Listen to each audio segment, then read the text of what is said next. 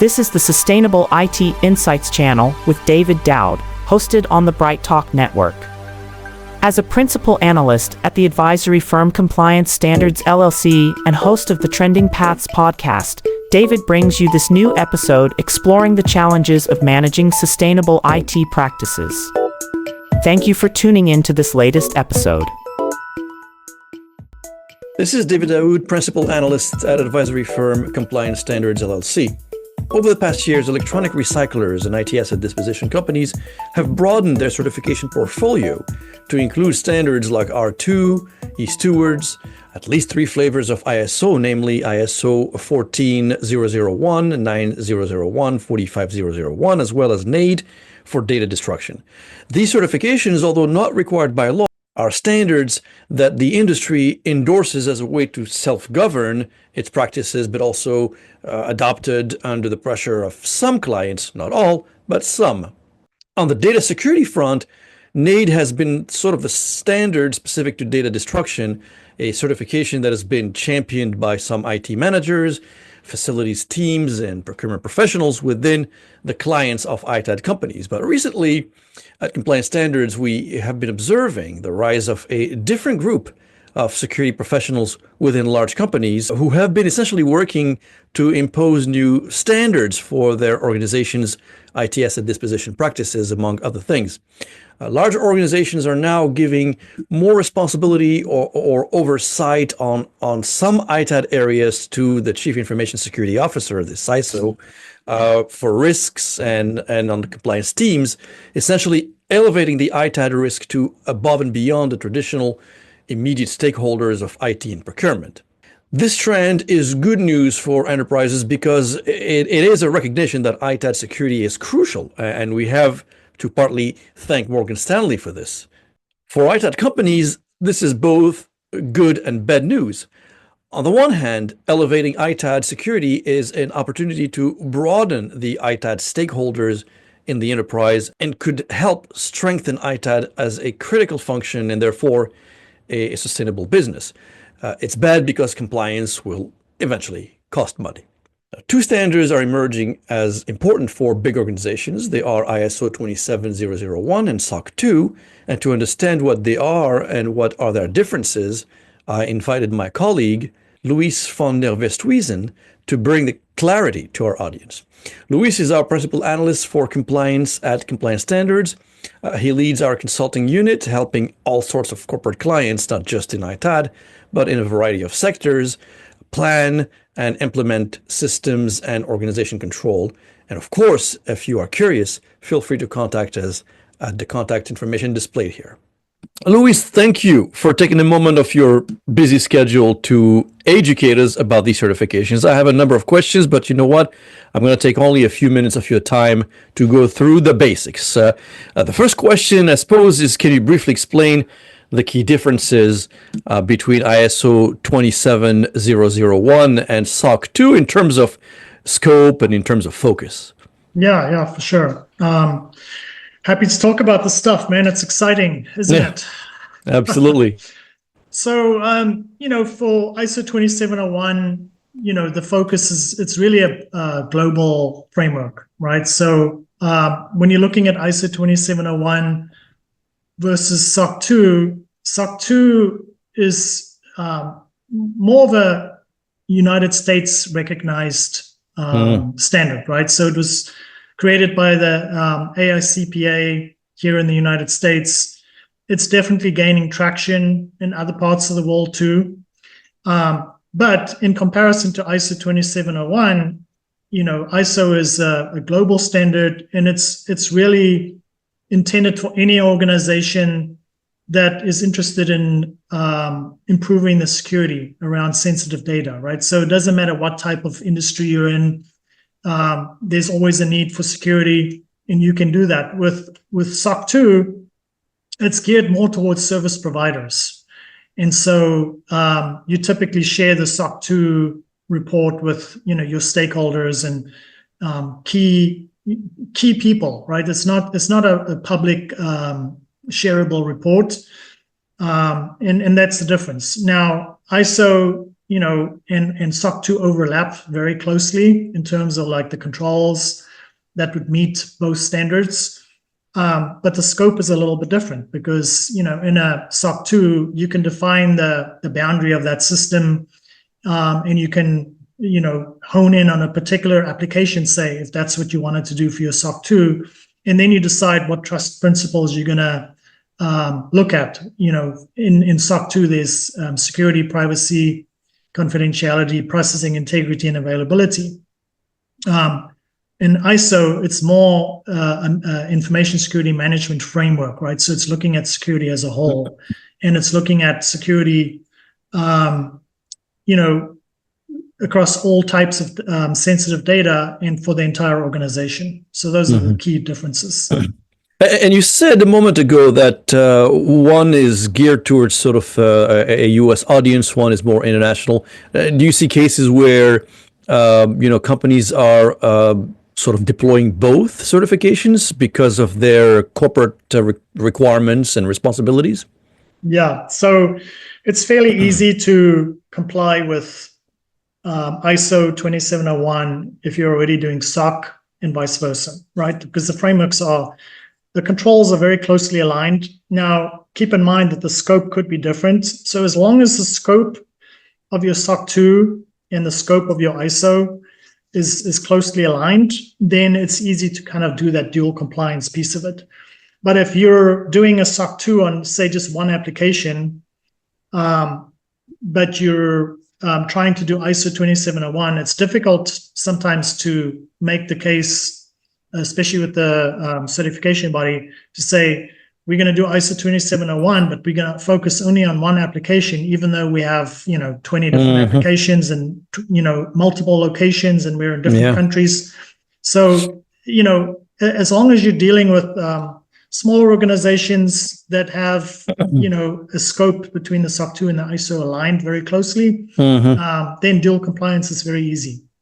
And that happens essentially when you have a client requiring ISO 27001 and another one requiring SOC 2. It's not necessarily, to your point, there are overlaps, they're probably very similar, but the requirements from different customers require you essentially to be compliant to both standards. Yeah. You might have a lot of US customers that just, by default want to see that you're doing SOC 2 compliance, right? And then you have European customers that want to know that you're doing ISO. At the moment, both are growing to the point where if you did SOC 2, your European customers would know what it is and they would probably rely on it. And it's not a deal breaker, but traditionally it's been, if you were doing business in Europe, the de facto standard over there was ISO. And in the US, it was SOC 2. But because the frameworks are so closely aligned in terms of the controls and the types of controls, there are a fair number of clients that are just saying, listen, we want to do both. We'll get dual compliance and we'll meet, the needs of many. Yeah. Like I just said in my introduction, we're starting to see this particular flavor of ISO and SOC 2 showing up in RFPs in the IT asset disposition sector. Why do you think these certifications are showing up now in RFPs more recently, and how are they particularly relevant to the IT asset disposition sector providers in particular? Well, the idea around SOC 2 or at least one of the reasons why SOC 2 took off and grew so quickly was, one, obviously there was an increase in, breaches and security concerns and things like that. But, it's very difficult for a organization to constantly respond to RFP, security questionnaires. And, sometimes you're looking at 100+ questions and you got to, complete those questionnaires and then submit it. And then, tomorrow a different client comes and they ask for the same thing and you got to resubmit it. So it was easy to say, how can we get audited once and comply many times, right? So SOC 2 accomplishes that and an ISO accomplishes that. So a lot of times when you get, vendors asking you to complete security questionnaires, you could comply by just saying, look, here's a copy of my SOC 2 report, or, hey, I get an annual SOC 2 report. We had one and we didn't have any issues on the report. And, and similarly, they do that with ISO. So a lot of, the work and effort that you have to go through to get your ISO certification, it's a one-time effort, and then it helps you with compliance for the whole year. Correct. Right. From an industry perspective, the IT disposition companies, a lot of the services that they do, revolve around data disposal and data sanitization and things like that. And so that's where having an ISO certification comes in, because it builds trust with their customers, and it tells their customers that, look, we've got controls in place, and if we say we've sanitized your data, or we've removed the hard drives and disposed of them, and issued a certificate of destruction, things like that, that we've done it, and we have controls around all of those processes, and we've got controls around how we hire people, and all of the different things that you would want to see in a information security management system, the policies and procedures, and all of those types of things. So that's what it does for any business, but in particular the ITAD businesses, because of that data privacy and security concern. Yeah, and absolutely. And look, I think obviously for many ITAD companies, this is going to be very new.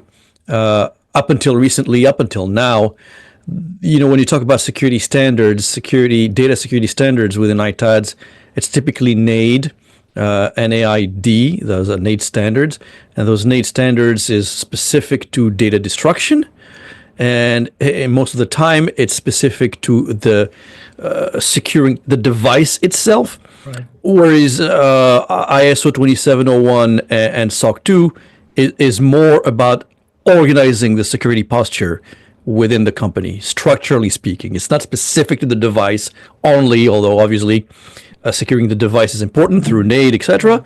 But so I think what we're seeing, Luis, is not necessarily a shift from the IT department, but an extension of the security posture to different set of groups within the enterprise, namely the CISO, I think this is how you would pronounce it, namely the security organization, maybe the cybersecurity, that have a more organizational view and understanding of security as opposed to just the device per se.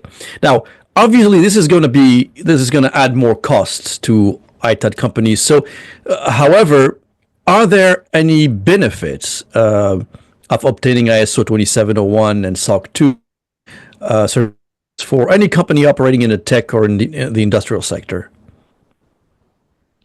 I mean, the key benefits, I think we touched on it a little bit, but, one of the key benefits is, at the very least, is just improved security, right? So, having a process in place where you're constantly looking at security, looking at improving the security, and then having somebody come out and, independently validate that, your controls are in place and that they're operating effectively, that the policies meet certain, standards. That is one of the key benefits. And any organization, especially in this day with so many security threats, even if you were not required to do any type of independent validation, you probably should consider doing these controls anyway, right? Even if no one was going to kick the tires and come and ask you to prove that you're doing it, these are all good practices that you should be doing anyway. So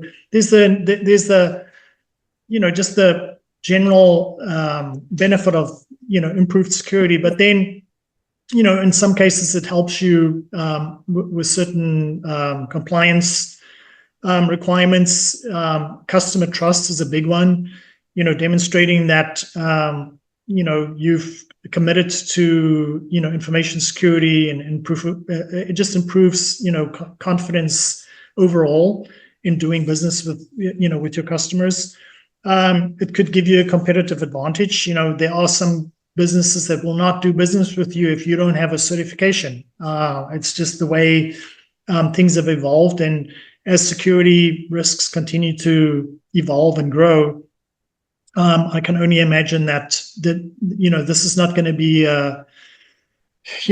it's not a legal requirement to have a SOC 2 or an ISO, but it's probably going to become one of those things where it's going to almost be non-negotiable, to proceed in the sales process, and just general continual improvement. And it's a globally recognized standard. So having an ISO 2701 certification is definitely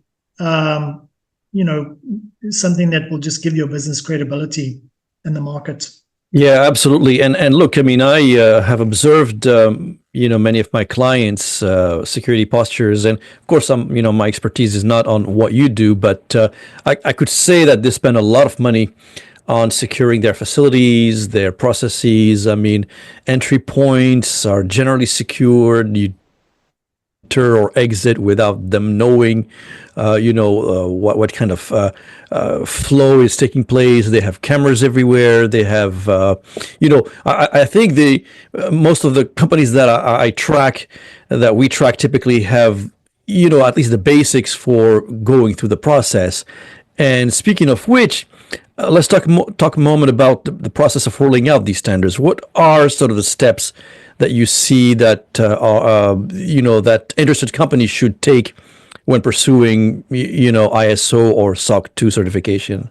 Yeah, I mean, one of the key steps with ISO 2701 is just getting management buy-in, right? Making sure that everyone is aligned, what the goal is, what the purpose is, what the benefits are.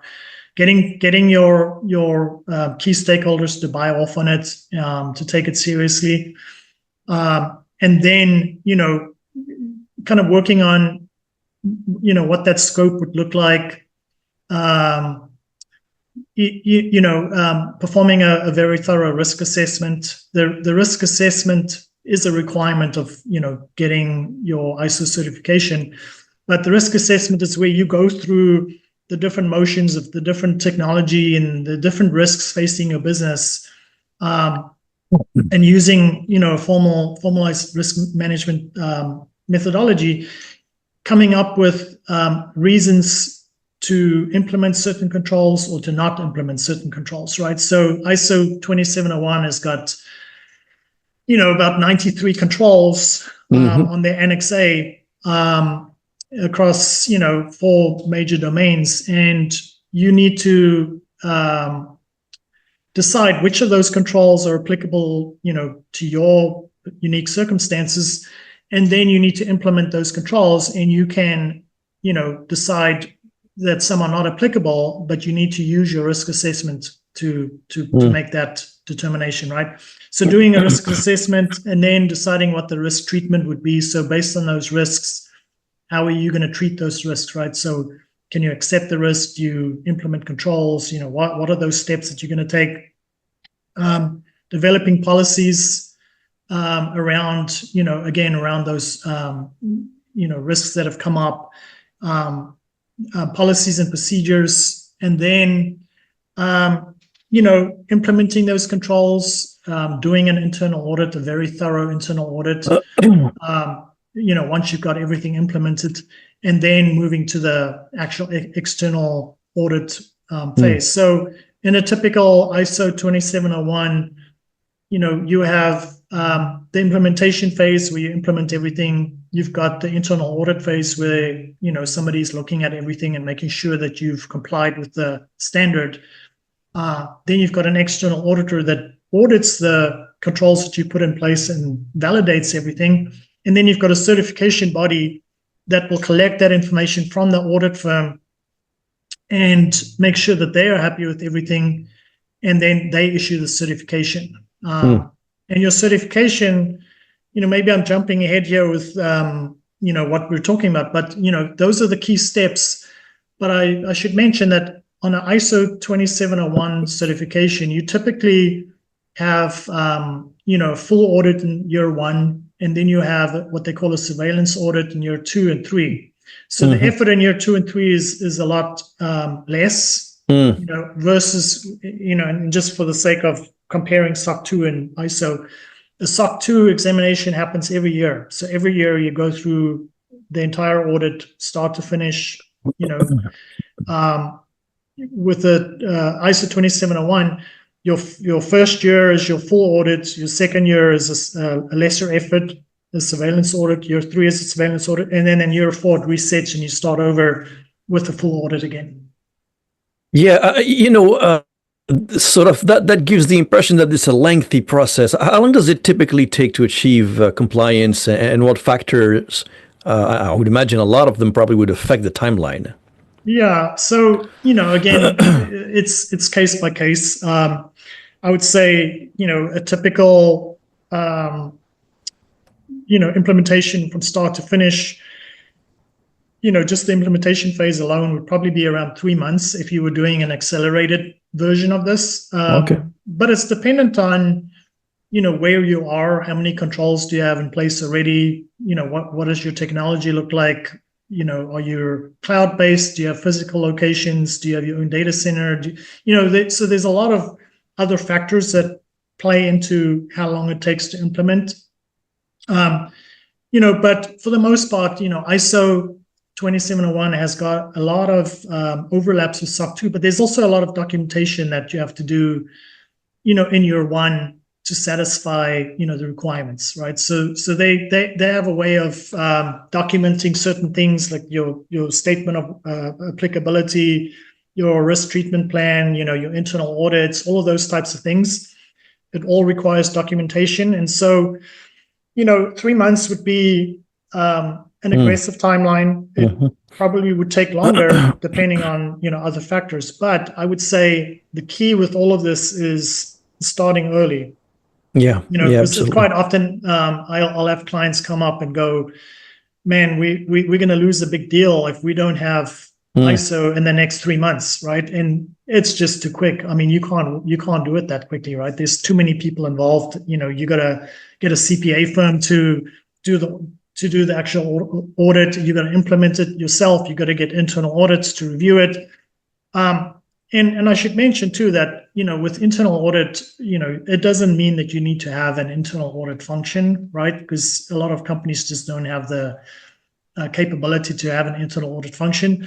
But you do need to have somebody with the expertise to be able to do that audit, right? So you could have a consultant come in and do the internal audit for you. If you have an internal resource with security expertise that may have a CPA license, they would qualify to do that. A certified information security auditor, is capable of doing that. So, the internal audit is a requirement, and obviously whatever findings you have or the results of your internal audit needs to be reviewed and signed off by management also before your actual examination can begin, right? So before your CPA comes out and audits you, all of those things, including the internal audit, needs to be completed and documented and signed off and agreed to by management, and then the audit can begin.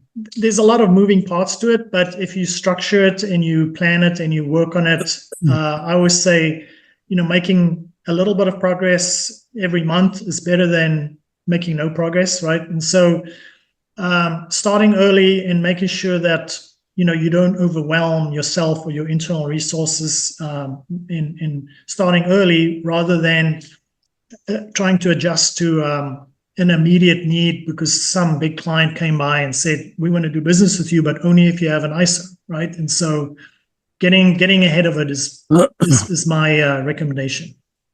So from your perspective, Louis, when you engage with customers, what's your sense as to what level of acceptance and penetration of these standards into corporations? What level that penetration is at the moment? Is it starting to show? Is it and we're not talking about the ITS at disposition sector. We cover a broad range of companies and industries. And, I look at your calendar and you're always busy, very difficult to find a minute of your time. That tells me that is probably an extremely active, sector. What you sense as to what kind of acceptance those certifications are gaining in terms of traction, and are we going to see more and more of that going forward? Sort of go into or get into the IT asset disposition sector, the electronic recycling industry, etc. Yeah, I mean the traction. It's hard to say what the actual percentages are, but SOC 2 has taken off like a wildfire. It really took off in the last 4 or 5 years. It's just exploded. So at least in the US, I mean, every RFP, every security questionnaire you see will mention SOC 2 or ISO 27001. ISO 27001 has always been a recognized standard, and if you work in IT audit, or you work in compliance or any kind of GRC role or security, you'll know, or at least have heard of ISO 27001, right? That is growing also, right? Especially in the US, where traditionally it hasn't been as common for a company to get it. It's growing, and the reason being is that it applies to any business, right? Any business that has an interest in securing their organization's IT assets and data can take on an ISO 27001, whereas it's not really applicable to every business to obtain a SOC 2.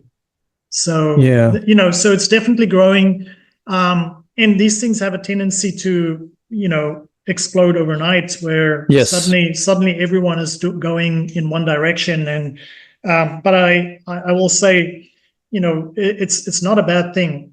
Having a good grip on your information security and managing that process is certainly it's not a bad thing in this day and age with technology and all the risks that come along with it. Is there a vertical play? I mean, is it something that you see more from financial sector because there's more compliance requirements, more from the healthcare institutions, or is it across the board? Because of course, typically, including in the ITAD sector, specifically in the ITAD sector, the sources of profitability are the sort of companies that I mentioned, the ones that are sensitive to compliance requirements: financial sector, insurance companies, healthcare, government. Do you see these two certification standards deployed or of interest from these vertical markets, or is it across a variety of industries? I would say it's become a standard across all industries now. So before it would be more of interest to somebody that had an interest in electronically protected health information, or HIPAA, things like that, financial sectors, things like that. But right now it's just it's across all industries, all sectors. And like I said, if SOC 2 isn't applicable, ISO 27001 is definitely applicable to any business. So it's a good option if you are required to comply with security for whatever reason, or if you just want peace of mind and you want to make sure that you're implementing security and following a really good framework. The good thing about having an annual validated assessment by an external auditor is, it ensures that your controls continue to operate. Because we all get busy, and it's easy to say, well, we've implemented our controls following ISO 27001, and then things get busy and we go, man, we just don't have time to do our incident response test this year. We'll just push it off to January. Well, you can't do that if you're subject to an audit every year, right? You absolutely you'll fail. So that's right. Making sure that you follow the standard and actually subject yourself to an audit would be,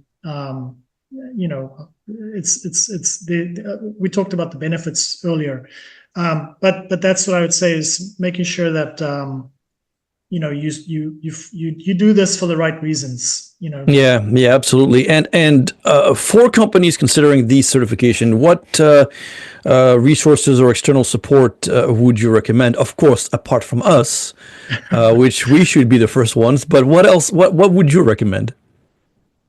I mean, again, aligning yourself with,